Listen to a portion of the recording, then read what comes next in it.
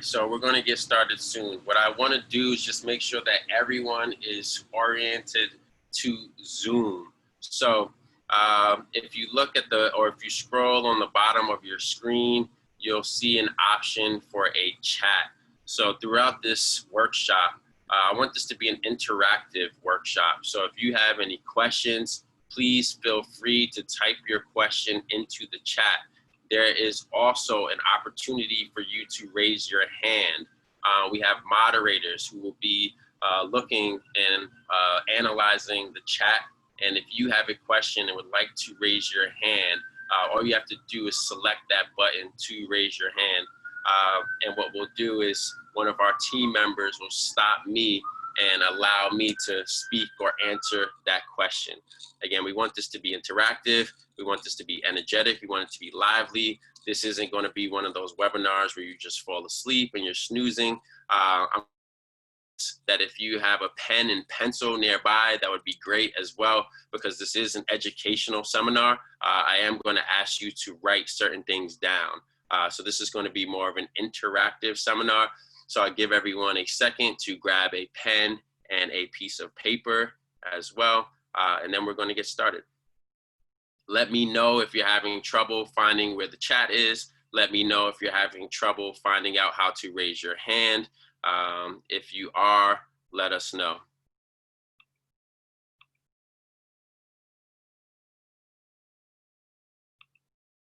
We have a few more people joining the chat.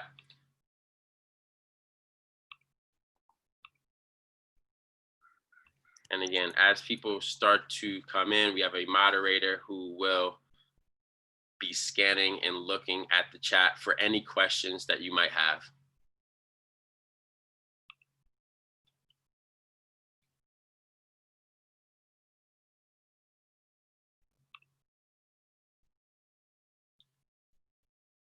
All right, it is 12:06. What we're going to do is we are going to get started. So everyone, welcome, welcome, welcome to the Shoulder Pain Workshop. This is the first in a series of events that we're going to be hosting over the next 4 Fridays. The team here at Fit Club is really trying to educate the public now during a time of need. A lot of us are unfortunately stuck inside and we have pain. So we need an outlet on how to reduce that pain as best as possible. And we felt that it was in our power to help educate everyone out there on what to do and what they can do during this pandemic and during social distancing to reduce that pain. So today's focus is on shoulder pain, helping people with rotator cuff injuries to reduce their pain without injections, medications, or surgery. So we're going to get started. Kellen, real quick, does everyone know how to raise your hand? If you don't, at the bottom where it says participants, if you click on that, there'll be an option to raise your hand. So if you have a question or need to do that, that's how you do it. If not, just put everything into the chat. Mm-hmm. And then can we just make sure that everyone is muted before we start? I think there's one person who is unmuted. Perfect. All right, copy. There we go. Okay, great.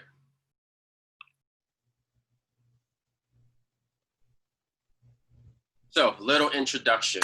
My name is Dr. Kellen Skindelberry. I'm a physical therapist, doctor of physical therapy, also a certified strength and conditioning specialist.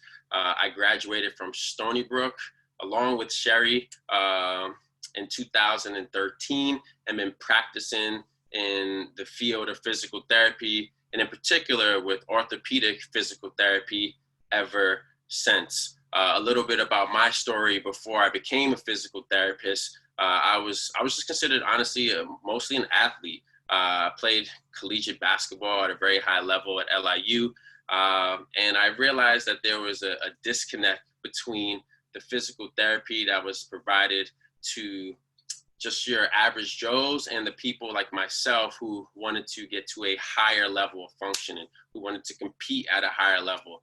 There wasn't really a facility that bridged the gap between, hey, I can walk again, or I can, move my arm again without pain, versus, hey, I want to run again. I want to jump higher. I want to become stronger. So that's the gap that we look to really fill at Fit Club. And I'm very proud of the team that we have and the impact that we've been able to have over in New York City over the last now 3 years. We actually just celebrated our 3rd anniversary in Chelsea, which is awesome to be able to impact the New York City environment for the last 3 years. June 1st was our anniversary. So we can't really celebrate in person yet, but I'm very much looking forward to the day where, we're getting back in the clinic and can celebrate with our team and with our patients and clients who've helped us get to this point. A little bit more about Fit Club. We're made up of doctors of physical therapy. We provide physical therapy. We provide personal training. We provide recovery for New York City active individuals. Today, the idea is to educate everyone here who's taking part in this workshop on the shoulder. So by a quick raise of hands, how many of you are suffering with shoulder pain? If you have any shoulder pain, please raise your hand. Okay, so I see a few hands raised. Okay, so today we should learn a little bit more about what's going on in your shoulder and how we can reduce that pain for you.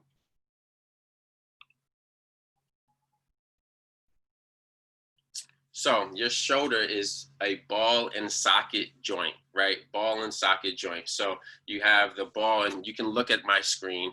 The ball of your humerus sits here, and that sits in the socket right here, right? This is the glenohumeral joint, right? So as a ball and socket joint, there's a lot of motion that can happen at the shoulder. It is actually the most mobile joint in the body.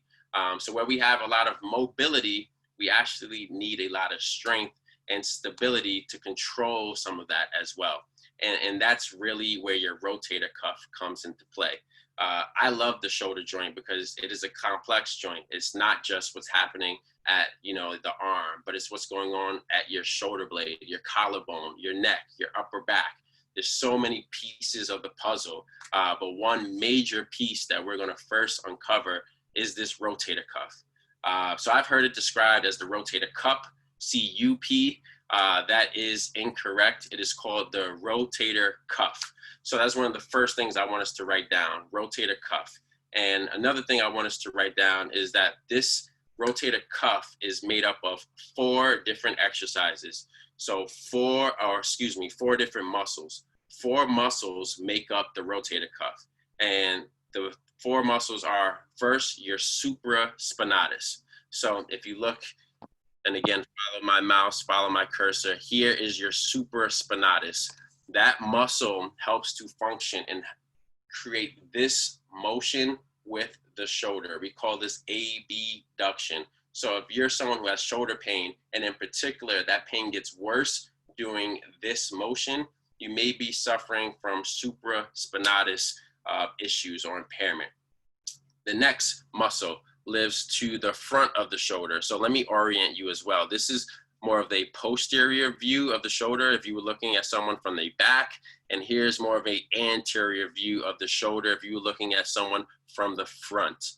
So this subscapularis here, this muscle lives at the front of the shoulder, and that muscle functions to do internal rotation. So when I bring my arm out and rotate it in, that subscapularis is the muscle that controls that. So if you're having pain with any motion coming across the body, the subscapularis may be the culprit. Next, we have the infraspinatus. So it's really similar to the subscapularis, however, it lives on the back part of the shoulder. So instead of internally rotating the arm, the infraspinatus will externally or assist an external rotation of the shoulder. If you're having pain with any external rotation, the infraspinatus is probably at play. And the 4th muscle is our teres minor. There is also a teres major. It is not part of the rotator cuff, but the teres minor is the fourth muscle that makes up that rotator cuff. And that muscle, again, assists in this motion, lifting the arm, and then also assist with some external rotation. So as physical therapists and as we're evaluating our patients with shoulder pain, we want to make sure, hey, is this coming from the rotator cuff? Yes. All right. Which four muscle groups might be most impacted for this person, right? So outside of those specific functions individually, the rotator cuff works as a whole, as a unit, to make sure that your arm bone isn't migrating superiorly towards your shoulder or towards your ear. So when might you do that? When we're in push-up positions, this can happen a lot of times. So your rotator cuff really needs to function here. When you're on the phone, this might happen. When you're sleeping, and we're going to go through a bunch of positions that your rotator cuff can be compromised. But the idea and the main function of those muscles working together is to keep space available in this region here, where there's a lot of muscles, a lot of tendons, there's even nerve fibers that travel through here. And the biggest thing that we need is to keep space, right? When the rotator cuff is compromised, there will be pain at the shoulder joint. So we don't want that. Now, we spoke about the individual muscle groups. We also spoke about their function together, working together to keep space in that joint, right? Now, we also have referral pains. So just because there's a problem with one of those muscles doesn't mean you necessarily feel the pain in that exact same area. So I wanted to highlight some of these referral patterns for you. So anyone who's suffering from shoulder pain, again, take a look at these charts and see where your pain is at, and that will help correlate to which muscle group might be affected. So the infraspinatus, or that external rotator, anyone who has pain there might suffer a referral pattern, and these red spots are those hot spots of where most people complain about their pain. So any pain down the front part of the arm, going down close to the forearm or to the outside aspect of the shoulder, is probably suffering from infraspinatus dysfunction. The supraspinatus, the muscle that lives again to the top part of the shoulder, anyone who is having pain in the more lateral aspect of the arm or more superior aspect of the shoulder blade will be suffering from some supraspinatus dysfunction. The teres group, again, very, very small muscles. All of these muscles are very, very small. And we oftentimes don't work them when we're doing exercise classes, when we're doing our own personal fitness. These are very, very, very small muscles. This teres minor is one of the smallest rotator cuff muscles. Again, you'll experience pain to the lateral aspect of the shoulder. And the subscap, the muscle that lives to the anterior or front aspect of the shoulder, you may be feeling pain not only in the shoulder, but oftentimes that pain also goes down towards the wrist and towards that medial elbow here as well. So just want to show you that just because the muscle is dysfunctional up top, again, the body is a system. Everything is connected, right? So you might feel the pain closer to your elbow, but the actual cause of the pain is coming from an area closer to the shoulder. Again, if anyone has any questions, please feel free to stop or ask them as we're going through. A little bit again about my story and how I came to specialize in shoulder pain. So when I first graduated from PT school, I was really treating the body as, individual parts. I would compare it to treating it as if it was a car, right? If I had a flat tire on my, passenger side, rear tire, I would go and change that tire. I wasn't changing all of the tires. I wasn't really looking at the body holistically as one system. And then as I started to educate myself and take continuing education courses and listen to more podcasts focusing on helping the orthopedic patient and population, I really started to realize that the body is one system. And what's happening at your shoulder doesn't necessarily mean that the pain has to stem or the problem has to stem from that shoulder. The problem can stem from your neck. The problem can stem from your upper back. even down to your foot and ankle. If we don't have proper stability at the foot and ankle as we're doing certain activities, that can lead to shoulder pain.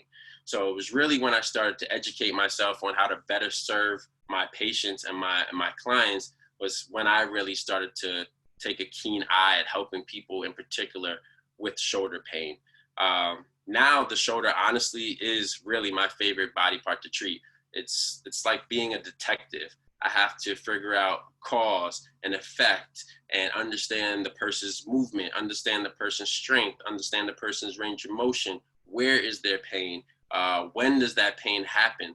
And you put those pieces of the puzzles together to formulate a specific treatment plan for that person.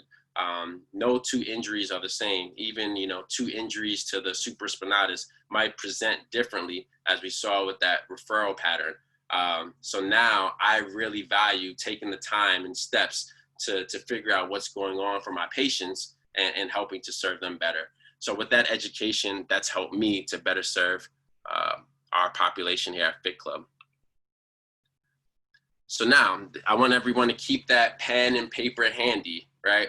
I want you to raise your hand as well. So who here has shoulder pain when they're reaching overhead for plates or reaching overhead to lift weights? Raise your hand. Who here has shoulder pain maybe when they're working out, doing push-ups or planks? Okay. Anyone have pain when they're pushing open maybe a heavy door or a circular door? Dressing, sleeping, anyone have pain here? In particular for the women in the group, unhooking a bra, putting the hands behind the back can always be very painful to the front. Even simple washing the hair. These are activities in the day-to-day that really impact an individual with shoulder pain. And this is what I really want us to write down. If your pain is reproducible, then it can become reducible. Again, one more time, if your pain is reproducible, then that pain can become reducible. We know that when we do this, we get pain, or when we do that, we get pain. And once we have that cause and effect, we can start to really make changes in that person's life. If you see this picture here, sleeping on your side, if you sleep on your side, if you're a side sleeper or a stomach sleeper, that posture, that position is correlated with shoulder pain. A lot of people have pain, lifting overhead. We have a lot of CrossFit athletes, big guys, very strong, exterior. But a lot of them have pain, and it's because they have weakness in these small muscle groups. So I want you guys to know that and think about it. When do you experience your pain? Because if it is reproducible, then we can reduce that for you. And we'll explain what that looks like. All right, so we have 3 ways of handling pain. We can choose to do 3 things, right? We can ignore it. So, and honesty is what a lot of New Yorkers do. We live in a very interesting bubble where we're expected to be tough. We're expected to work through things. We're expected to not really deal with our issues or our pain because it's just the environment here in New York. You go to different parts of the country, it's a lot different. But one thing that we do is we tend to ignore things. I can't even give you guys how many times I've eval'd a person and how long have you been suffering? A year. How long have you been suffering? And it's like, it took 2 years to come in. I'm glad that you're in today, but if we can help people a lot earlier in the process, the overall process won't be nearly as long for that person. So that's one way we handle pain. The next is by altering. We can alter pain, and typically that's done via drugs. So things like injections, things like pain medication. Just to give you guys a little insight onto what pain medication does, is it doesn't actually address the underlying issue. So for instance, say you have a tear in one of your rotator cuff muscles and you're taking a painkiller. What that painkiller actually does is it just blocks the signal from pain in your shoulder and does not allow that signal to get transmitted to the brain.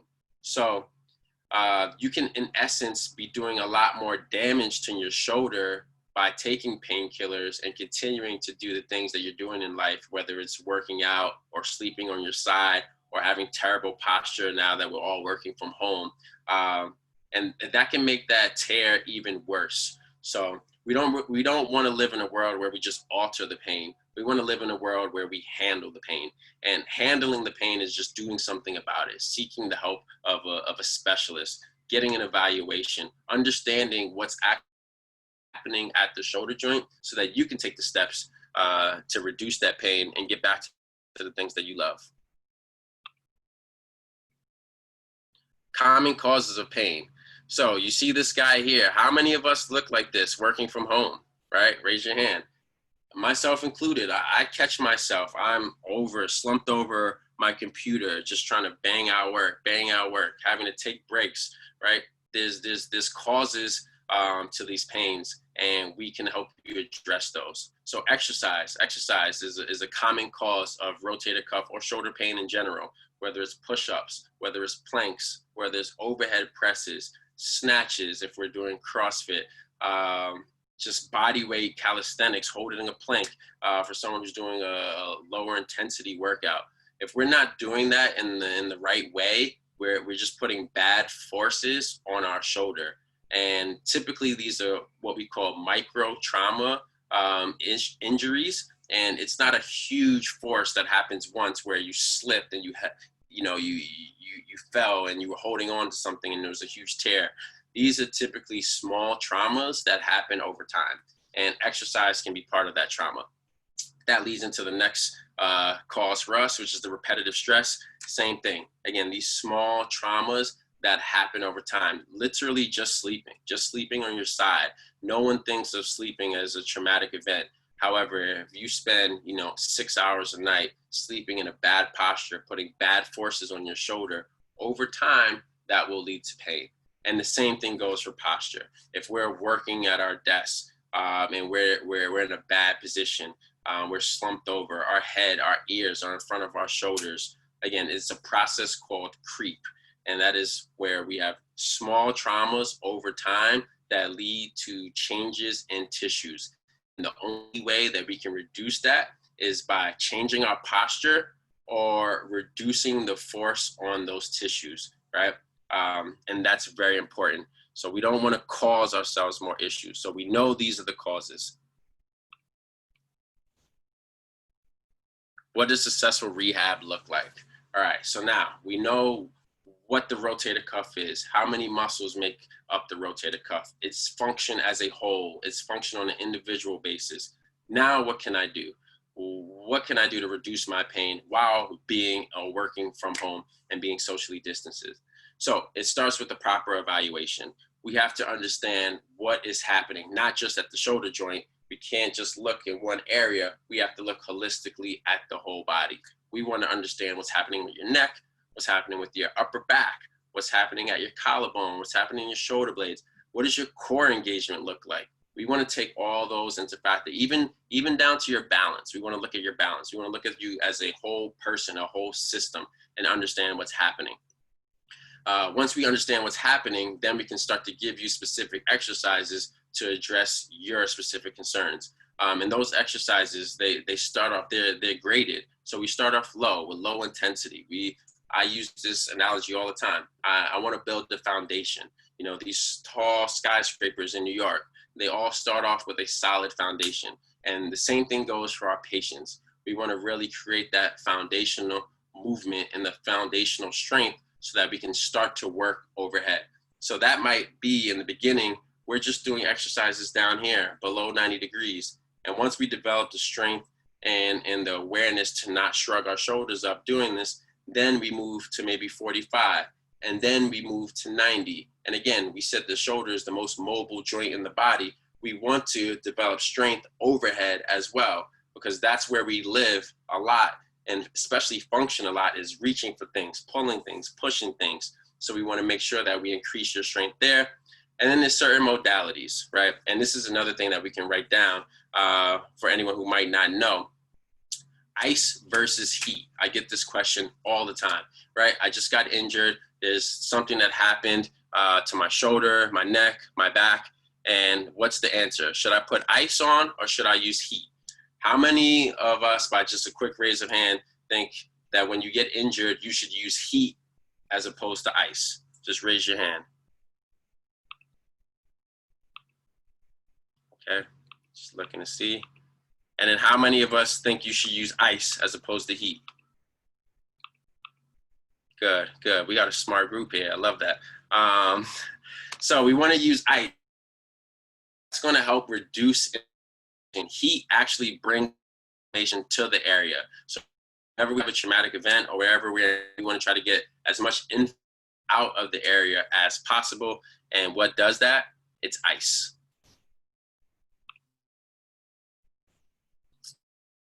Okay, and here's what I'm most excited about. Is what we've been able to do at Fit Club to help people with shoulder pain during time. So we've switched to online rehab and online training. Unfortunately, due to COVID and the pandemic, we just felt that we would be more part of the problem than the solution by continuing to be open in New York City and having our patients and staff traveling back and forth to the city. The time is changing and is shifting, and we're looking forward to getting back in the clinic and helping out our patients, hopefully shortly. But what I'm most excited about is that we've been able to continue to help people online. So for everyone who's taking part in this webinar, everyone who's taking part in this seminar, we have a special offer for you. Over the next 48 hours, we're offering 20% off for any of our online services. It includes physical therapy, that also includes some of our training classes as well. But most of the people in this seminar are going to really be focused on physical therapy, and we want to be there to help you during this time. So if anyone is interested or anyone has any specific questions on how we can help them starting as soon as next week with an evaluation, please don't hesitate to reach out. I'll make myself available after I answer a few questions so that I can speak to you on an individual basis and understand and demonstrate what physical therapy with our team would look like for you. So that's what I'm really excited about for right now. Here's my contact information. So anyone who is suffering from any shoulder pain right now, please just quickly jot this down. You can immediately after this workshop seminar, you can shoot me an email at Dr. Kellen at Fit Club NY. You can also just shoot an email to info@fitclubny for any general questions that you might have with regards to any of the services that we have, in particular reducing your shoulder pain. You can follow us on Instagram. We offer a lot of free content, a lot of educational content on Instagram. What we've been doing is our movement of the day. So we're teaching people a different movement every single day that we feel like is important for us to be doing at home. And a lot of this does not involve any equipment, and it's all completely free. So please take advantage of those opportunities. And lastly, I just want to ask you, or say thank you for everyone for attending this seminar today. I hope that it was educational and you learned a lot from being part of this. And I want to open up the floor for any questions that anyone might have specific to them, specific to shoulder pain, or specific to how we can help you. So if we can just unmute everyone.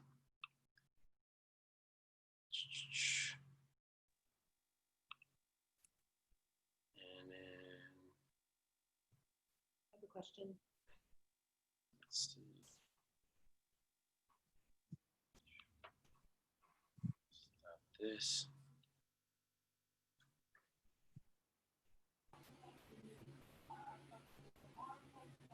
All right. So does anyone have a question? Okay, Cheryl. I do. Okay. All right. We'll start with Renee, and then we'll go. Just make sure everyone is on. Renee. Hi. How are we doing, Renee? Okay, Cheryl, I'm sorry. I think I talked over you, and I'm so sorry. Anyway, my question is for my daughter. She plays softball.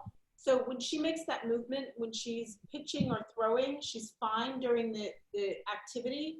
and then like a day later, it's like, oh my God. So is there a particular way that she has to move when she's playing softball? Does she have to stop doing softball? What would be your recommendation? That's a great question. And again, especially pitching, throwing, we're talking about this motion here. That is that full 180 degrees that is happening at the shoulder. So what I would want to do, first thing I would want to do is I would want to see your mechanics, right? That can easily be done with a video recording. You going in the backyard, you know, going through a few pitching motions and just breaking down what's happening, right? That's the key for me. We can see what's happening in the posture. If the next day you're in pain, that's 5 out of 10 or greater, there's something that's going on at the shoulder joint that is causing that pain. That's that reproducible action, right? If you can reproduce that pain, we can reduce it. So let's look at the film of what's actually happening at the shoulder, and then let's put you through a gamut of tests. Let's test the strength of what does your rotator cuff strength look like, right? We want to understand that, and then into account what else is happening at the shoulder. Like, what's your posture look like? What's going on in your neck? Are there any other complaints that are happening? If you currently have pain 5 out of 10 or greater, our team is not the team that's going to tell you to stop doing what you're doing, because I understand that competitive nature and that athlete spirit of wanting to get out there and be there with your teammates. So that's something that I totally understand. But we want to just take a deeper look and deeper dive as to what might be causing that pain for you. And one of the only ways, not one of the only ways, but a great way for us to do that is to actually see you doing that activity at full speed, at full force, because then that gives us a ton of feedback to say, okay, when I saw you doing these just regular exercises in the clinic, you look very strong, you look very firm. However, when I watch you actually go through your pitching motion, something is off now, right? You're very strong doing this against resistance of a band or a weight, but when we actually get into the sport, it looks different. What is that? And we break that down for you. Fabulous. I'll get it taped to Sherry. One last question. Are you going to be opening soon? That's a great question. So we are looking for putting things in place and in practice and having discussions right now. And I'm hoping that we can open up before the end of this month in some capacity. So that is the goal for us, and I'm pushing towards that. Obviously, a lot can change between now and the end of the month, depending on if the numbers start to shoot up with people, or New York City opening again, then we'll have to reevaluate. But I'm trying to do as much in my power right now to get us prepared for the opening. Thank you. Thank you. Mm-hmm. Of course. Cheryl, I know you're unmuted. Hi, do you hear me? Yep. Okay. My question is, I'm that person who's sitting at the table doing work all day on the computer. What type of chair would you suggest that I sit in, or which posture would you recommend be the best for me? Because I'm not having it in the shoulder as much, maybe in the neck, because I'm slouched over. So is there a particular type of chair or a particular posture that you might recommend? That's a great question. Thank you for asking it. And I'm not a big proponent of, just buying a specific chair. I think it's more it comes down to the posture, like you said, after, right? If you're slouched over, or if you're looking down on your computer, you might want to adjust something, make sure that you're not getting as forces on your shoulder as possible. A chair isn't going to do that. Adjusting where your screen, so maybe we put books or we put something on the screen as you're working, the level of the screen up, so it's more in eye level and you don't down to type more, right? So raising the level, it can be something as simple as that adjusts in height, going up or down. You're like adjusting the height of the chair. Essentially, you want your shoulders 90 degrees, and you have to look down with your head, because that is what's caused the pain and pressure. me from the side here, as my ears are in front of my shoulders and I'm working, I'm causing, again, micro trauma along this area. And you'll be fine. You can do that for a year and not have any pain, right? But if you start to do that for 2 years, you start to do that for 3 years, it's the accumulation of time spent in that position. And how many times in our day do the exact, whether we're on our phone, newspaper, everything is here. How much in the day are we doing this? How much are we getting the on our neck? Some people never look up. Everything is forward, right? So that can predispose us to pain. So I'm not a big fan of, hey, get the specific chair. I'm a big fan of send me a picture of what your setup looks like, and I can optimize your setup to take away as many pressures on your neck, shoulder, and back as possible. And just one additional question. Could a possible shoulder injury manifest itself in an elbow, or would that be something different? No, that's a great question. So tennis elbow, for instance, right, is something that a lot of people suffer with. And it's a lot of that stems from weakness at the shoulder and dysfunction in the rotator cuff that we were talking about today. So not having the ability to rotate at the shoulder, or not having the strength to rotate at the shoulder, sometimes you now compensate using the next joint, and the next joint down from the shoulder is the elbow. So a lot of people who have elbow dysfunction, in particular, tennis elbow, or golfer's elbow. Tennis elbow is going to be more on the outside, golfer's elbow is going to be more on the inside part of the elbow. There's a lot of times, this is where you feel the pain, but when we're focusing on exercises for rehab, we want to focus at the shoulder and then also at the wrist, especially for like golf and tennis. There's a lot of times where we're maybe hitting or generating force and our wrist is in a neutral position. And again, that transmits to the next joint. So again, just goes back to the theory that everything is connected. It's one body. Okay, and you feel it too, the body. All right, Betsy.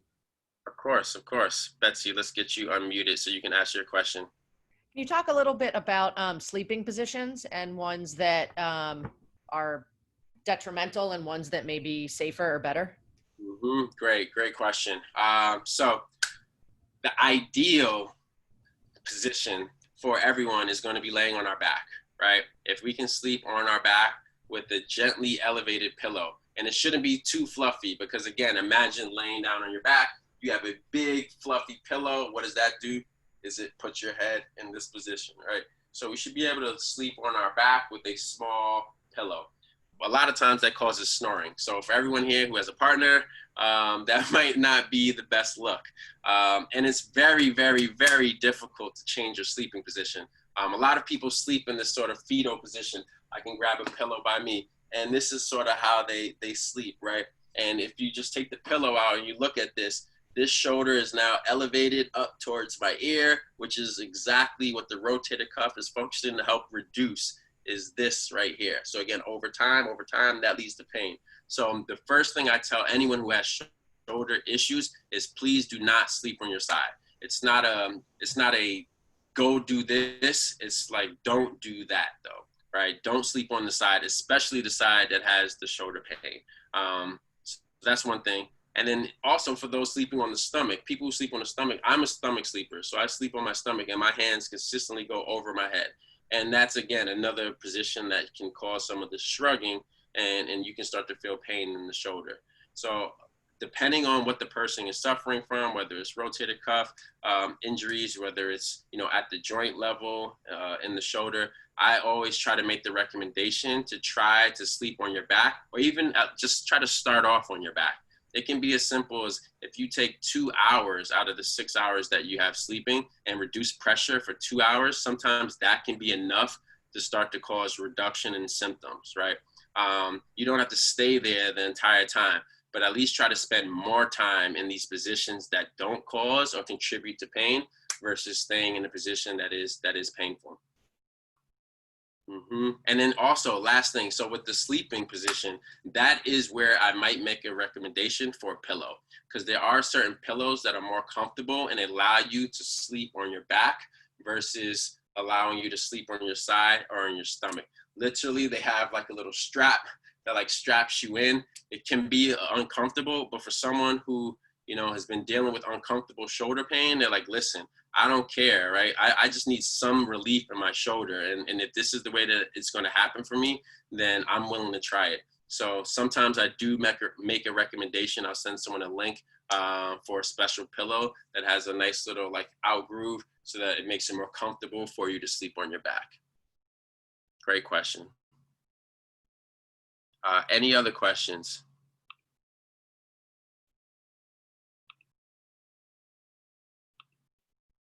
Any other questions? Okay. Cheryl, one more. My next question is that you said you're going to have this for 4 sessions. Will that be 4 consecutive Fridays? Yes, great question. So the next 4 Fridays at the same time, we are going to be hosting a group of seminars. The topics that we plan to cover are low back pain, hip pain, and knee pain. We wanted to target the 4 most common complaints that we've been getting as people are working more and more from home. So we're here to provide you guys with that education. So next Friday, look out for that. Okay. And also, just, I know you were asking people to RSVP, but some people that I invited weren't sure. If they don't RSVP, is it possible if they have the login and the password that they would be able to get in at the last moment? Yeah. It's essentially the RSVP, quote unquote, is the login and password. So as long as they put their information into the link, if you share the link with anyone, if you have any friends, family members that you want to share the link with, they just have to, the RSVP makes sure that there's reminders in place and helps people, because it's a time where if you're not on top of your calendar, you can forget a lot of things. So the RSVP helps hold people accountable for a specific time. But you will need that link that was present in the emails and was present on all of social to actually get into this group. You can't just, it's not just something that will just appear for you. You do need to have that link, or someone needs to send you that link to click in and be a part of this. And so it's okay to share the link, and these are free. Want as many people on here as possible, especially if you know someone who's suffering and they might not be in our network, but they're in your network. We really encourage you to share that. Okay. All right. Awesome. Any other questions? Well, if there's no other questions, this was great. I really enjoyed, educating you all. If anyone has shoulder pain, there's a lot of people in this room we are already currently helping via virtual rehab. If you're in this room and you're looking for some help and you need a little direction, we're here for you. Please don't hesitate to email info@fitclubny.com. Again, we have a 20% off coupon right now over the next 48 hours for anyone interested in those services. We are here to help, and we have appointment times available as soon as next week. The more people we can help right now during a time of hardship, the happier it makes us internally. Okay, well, thank you. Thank you all. Thank you all. This has been recorded as well, so I'm going to try to find a place to post this so that everyone can have access to this as well. And if you want to share the recording with anyone, I will also try to find a way to share this with each of you, probably via email. When will we get the information about the next week's? Great question. So that should go out as soon as this weekend. We will start promoting for next Friday's work from home seminar. Okay. All right. All right. Again. Of course. Thank you everyone again for participating. Again, the information is info@fitclubny.com. Any answers or any questions that you have as to how we can help you, everyone continue to be safe. Have a great weekend, and hopefully I'll see you all next Friday.